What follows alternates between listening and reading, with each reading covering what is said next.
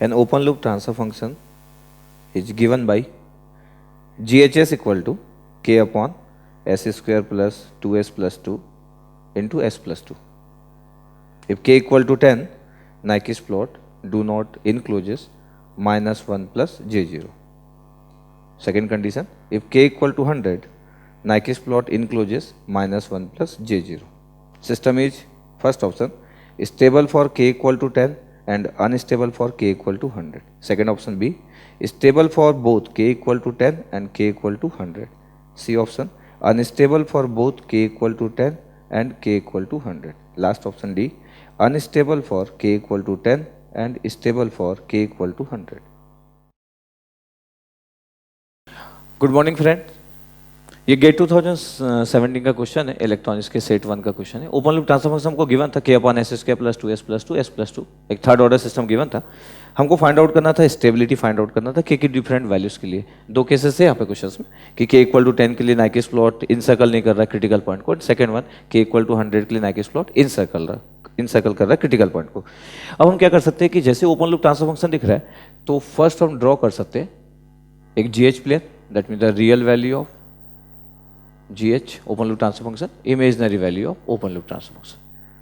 एक third order system है, एक थर्ड ऑर्डर सिस्टम में आप देख सकते हो कि जैसे हम नाइकिस्ट प्लॉट ड्रॉ कर रहे हैं तो पहले मैं पोलर प्लॉट ड्रॉ कर लेता हूं, that mean the positive value of frequency के लिए ड्रॉ कर लेता हूं। ओमेगा इक्वल टू 0 से लेकर ओमेगा इक्वल टू इनफाइनाइट की वैल्यू अगर मैं पुट कर रहा हूं तो आप देख सकते हो कि ये जो सिस्टम है थर्ड ऑर्डर सिस्टम है, ओमेगा इक्वल टू अगर मैं 0 पुट करूंगा that mean s equal to 0 में क्या वैल्यू दिख रहा है आपको, k/4 दिख रहा है। यहाँ पे हमको पता होना चाहिए कि एंगल 0 डिग्री होते हैं, यहाँ पे एंगल हमारे पास -90 डिग्री होता है, -180 डिग्री, -270 डिग्री यहाँ पास एंगल है। अब देख रहे हैं कि ओमेगा इक्वल टू 0 पे आपके पास k की हमारे पास जो value open loop transfer function की कितना दिख रहा है आपके पास, s इक्वल टू 0 पे k/4। ओमेगा इक्वल टू अगर मैं इनफाइनाइट पुट कर रहा हूँ तो मैग्नीट्यूड की जो वैल्यू होगी आपके पास वो वैल्यू होगी आपके पास 0, तो मैग्नीट्यूड की वैल्यू 0 इस वाले पॉइंट्स पे आएगा। और अगर मैं एंगल की बात करूँ तो थर्ड ऑर्डर सिस्टम है, एक थर्ड ऑर्डर सिस्टम में मैक्सिमम एंगल कितना होता है -90 × 3, दैट मीन तो -270 डिग्री। अब अगर मैं इसका पोलर प्लॉट पहले प्लॉट कर लेता हूँ कि k/4 से स्टार्ट कर रहा हूँ, ये पोलर प्लॉट हुआ, omega equal to 0 + 2, omega equal to infinite plus 0 plus पे एंगल कितना आपके पास 0 डिग्री, ओमेगा इक्वल टू 0 पे angle 0, omega equal to infinite पे एंगल -270, तो -270 आ गया। मैग्नीट्यूड ओमेगा इक्वल टू 0 पे मैग्नीट्यूड अगर आपके पास आ रहा है k/4 और ओमेगा इक्वल टू इनफाइनाइट पे मैग्नीट्यूड 0। अब इसका अगर मैं मिरर इमेज की बात कर रहा हूँ तो इसका मिरर इमेज क्या होगा, ये मिरर इमेज हो गया।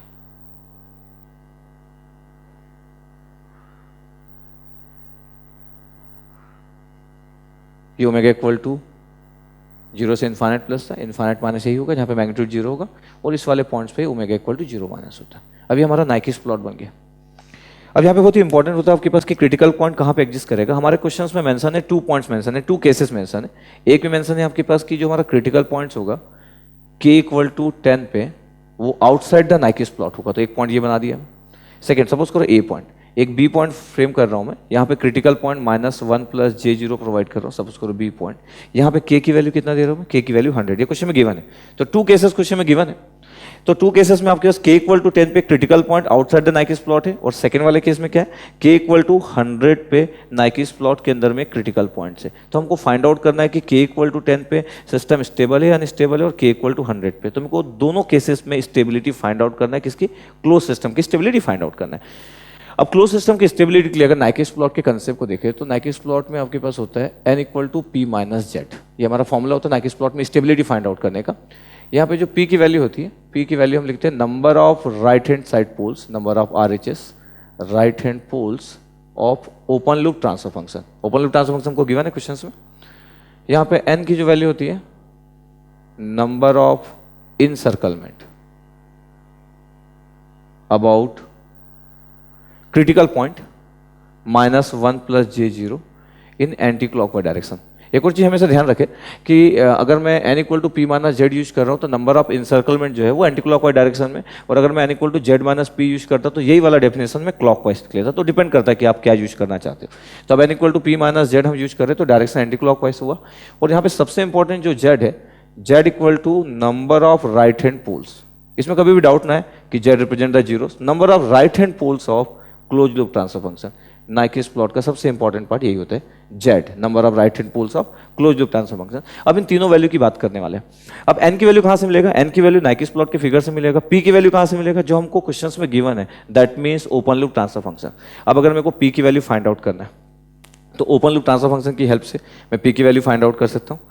तो G H S equal to, अगर मैं लिख रहा हूँ कि जी एच एस की वैल्यू कितना है, तो के अपॉन, इसको अगर मैं मल्टीप्लाई कर रहा हूँ तो ये हो गया S cube plus 4s square plus 2s, 4s plus 2s 6s plus 4।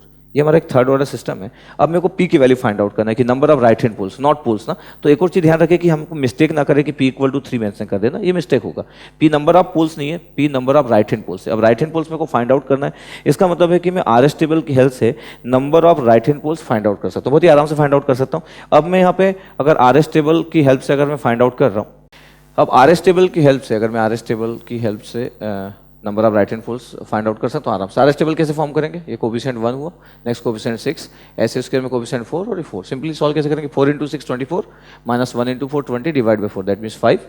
इधर तो कोई टर्म्स नहीं है, that mean 0। 5 into 4 minus 4 into 0 divide by 5। तो बहुत ही सिंपल आपके पास फॉर्म कर लिए।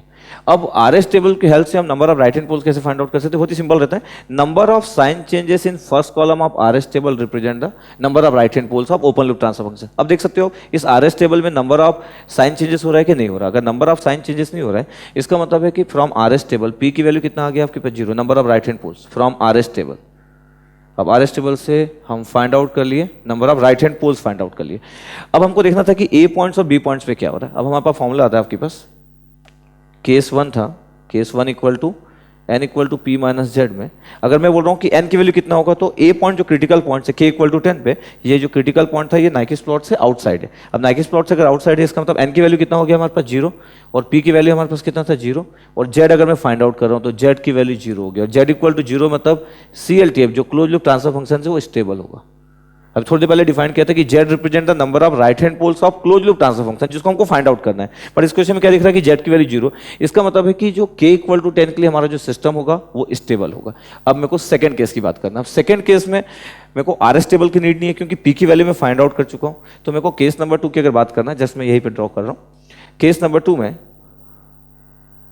अगर मैं again n equal to P minus Z अगर परफॉर्म कर रहा हूँ, अब यहाँ पे बहुत ही इंपॉर्टेंट है कि n की वैल्यू क्या होगी। अब ध्यान से देखेंगे कि नंबर ऑफ इनसर्कलमेंट को फाइंड आउट करना, number of encirclement about this critical point. अब हो क्या रहा है, अगर ध्यान से अगर देखो तो ये वाला जो रीजन दिख रहा है, स्मॉल सर्कल आपके पास, स्मॉल क्लोज पाथ आपके पास, ये 1 है इन द क्लॉकवाइज डायरेक्शन। तो 1 क्लॉकवाइज डायरेक्शन, ये 1 क्लॉकवाइज हुआ।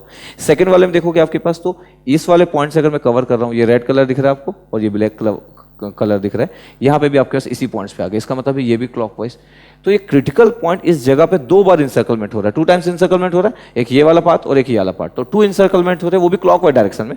जबकि हम डिफाइन किए कि n जो रिप्रेजेंट करता है number of इंसर्कलमेंट about critical point in anti clockwise direction. अब ये क्लॉकवाइज डायरेक्शन है तो 2 इंसर्कलमेंट है, बट एंटी क्लॉकवाइज के कारण साइन चेंज, तो -2।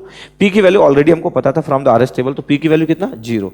इसका मतलब है कि जेड की वैल्यू अगर मैं फाइंड आउट कर रहा हूँ तो जेड इक्वल टू 2 आ रहा है, और जेड इक्वल टू अगर 2 आ रहा है, इसका मतलब 2 right hand poles of CLTF। तो सिस्टम क्या हो गया हमारा? क्लोज लूप सिस्टम अनस्टेबल हो गया। तो 2 राइट हैंड पोल्स सिस्टम हमारा अनस्टेबल हो रहा है। इसका मतलब ओवरऑल कंक्लूजन क्या निकला कि k इक्वल टू 10 पे हमारा सिस्टम स्टेबल था due to no right hand poles of close loop transfer function. k equal to 100 पे हमारे पास z की वैल्यू 2 निकला, दैट मीन सिस्टम क्या था? अनस्टेबल। तो जो क्वेश्चन था इस साल 2017 का, उसमें था आपका सिंपल कि k इक्वल टू 10 से लेके k इक्वल टू 100 में हमारा सिस्टम क्या हो रहा था? हमारा सिस्टम स्टेबल सिस्टम से अनस्टेबल सिस्टम में कन्वर्ट हो जा रहा था। तो सिंपल नाइकिस प्लॉट के बेसिक कंसेप्ट पे बेस्ड था। ठीक है, तो आराम से आप सॉल्व कर सकते थे। Okay, thank you.